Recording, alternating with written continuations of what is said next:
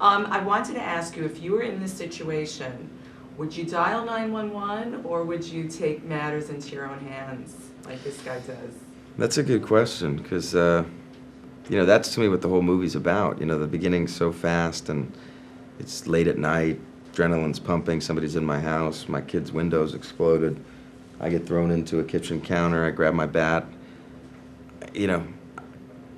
They tell me I should have, in the scene, right after the fact, he tells me I should have stayed in the house and called 911. I don't know. I mean, I think Wade wants to know who was in his house, and he runs outside, and the next thing he knows, the guy's grabbing for something. It's dark out. He takes a swing, not knowing he's going to kill the guy. And everything changes, and then it becomes a movie about not only what your sentence is, because it doesn't really matter what your sentence is. It doesn't matter if his sentence was 7 years.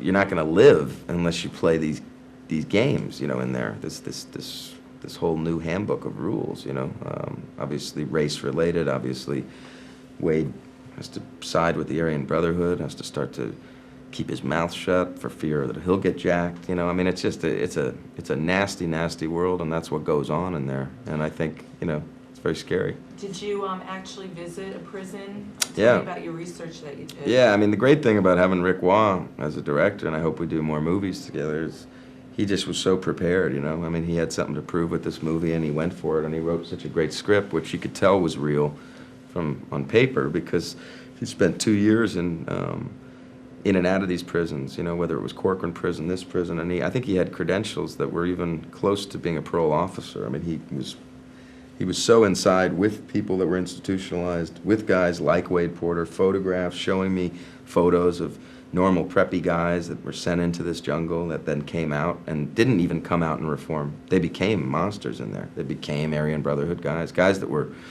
one was a fashion model, a beautiful guy who was in a Calvin Klein ad, and he went in and he became complete gangster, shot caller, for the Aryan Brotherhood. I mean, it's a new world. It's a whole world I didn't know. I mean, being institutionalized in that kind of situation. So I had an incredible amount of research given to me by Rick. And then the great thing about shooting with Rick was all the people that we were working with, besides some of the principal actors, were all parolees. Were all guys that had been institutionalized, had been in Corcoran.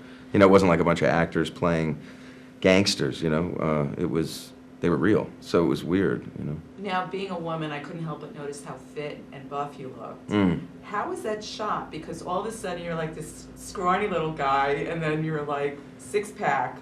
I had to cheat that. I mean, because normally on a film we'd have on a normal, big budget film, we'd have, 10, 12 weeks to do this film, and we'd probably do this, the skinny stuff first, the more normal weight, and then we'd, break for a few weeks, or I'd start eating, and we'd have the luxury of that, as well as like the haircut and the shaving the head. And this film, because we didn't have a lot of money, we were condensed into amount of time, but I thought Rick did a great job, and I just tried to stand differently and just feel a little more scrawny, and he just shot me in a way, and then when it was time to go, I was kind of already in that shape. I had been training for a couple months before the movie, just getting ready, because I knew most of the film was in the prison, and I knew I had to be in that kind of shape, and I thought, we just tried to kind of creatively hide it in the beginning, so we did our best with that. There's a couple scenes that I'm like, but I hope people don't notice, but where I'm wearing a wig because my head was shaved, and we had to reshoot a couple scenes. We did all the stuff with hair first, then I shaved my head, but then we had to go back, and I was like, oh,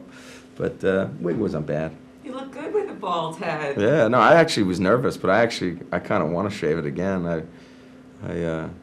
I had my hair was shaved when I started this movie I just finished with Michael Mann, and my hair grew out, but it was this weird 30s period haircut, so I just cut it pretty short the other day, but I didn't cut it as short, So, but I like to have no hair, just wake up, and it's a low maintenance look, Absolutely. Put a tuxedo on, put a t-shirt on, same thing, Really quick, anything happen in those fight scenes? They looked really Yeah. nasty. Oh, yeah. I got hit a couple of times. I mean, they were so real and so kind of frenetic and kind of not really choreographed that, I mean, they were to a point, but it wasn't like, one punch here, one punch there, sell this punch. It was really more of a melee of mixed martial arts, of grappling, of just strength and power, and basically just knocking the crap out of people and myself. And basically, in doing that, definitely bumped heads a few times. I felt like I got a concussion a couple times.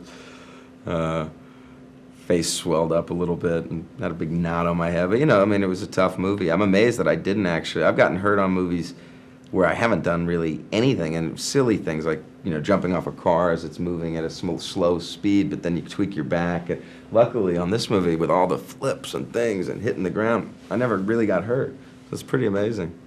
I got hurt more on Public Enemies than I did on this one. I think we gotta go. Yep. Oh, goes so fast. Yeah, you can ask one more question.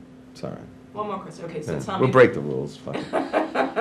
Public Enemies. That's a really cool film. What's your role in that? I play Homer Van Meter, who was John Dillinger's kind of second right-hand man in command, and did a lot of killing for him, and kind of an intense guy. I mean, we're all gangsters in that movie, but I think it'll be a really cool film. It's a 1930s bank robbing Michael Mann's spectacle. I think it'll be pretty good. A lot of great actors. You know, Marion Cotillard, who won the Oscar last year, and Johnny Depp, and Christian Bale plays the cop chasing us, and it should be pretty exciting. It was. So you worked with two Batmans. Yeah, I did now, I guess. Val and Christian. Yeah, it's true. It's true. How many were there? Oh, I never worked with Michael Keaton, and I never worked with Clooney. So, yeah, I've worked with two of them. You got some work ahead of you. Yeah. Thank you. Thank you, Stephen. darling. Thanks. Pleasure. See you.